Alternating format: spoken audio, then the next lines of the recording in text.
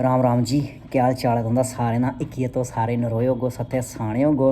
ये तुस दिक्खा करदे हो मेरे हत्थे विच उंगलियां, 10 उंगलियां, 5 उंगलियां।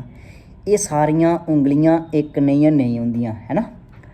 ये उंगली बक्ख है, ये बक्ख है, ये बक्ख है, ये बक्ख है। ये उंगली बेईमान है, ये ईमानदार है।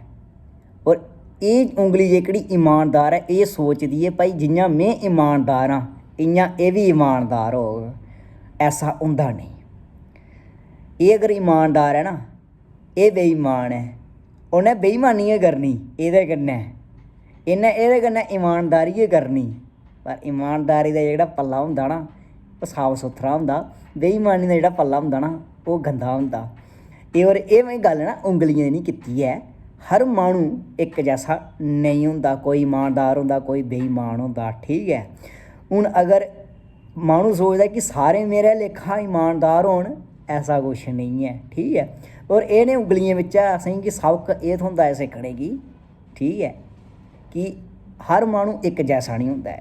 पर अ'ऊं सारें गी इ'यै गलागा ईमानदारी कन्नै रवो। जियां एह् ईमानदारी कन्नै चला दा ना, इ'नें बी इ'यै गलागा कि तुस बी एह्दे कन्नै ईमानदारी कन्नै चलो। ईमानदारी दा फल जेह्ड़ा ऐ ओह् शैल होंदा ऐ, ते अग्गें जेह्ड़े हैन कर्म दे रस्ते खु'लदे।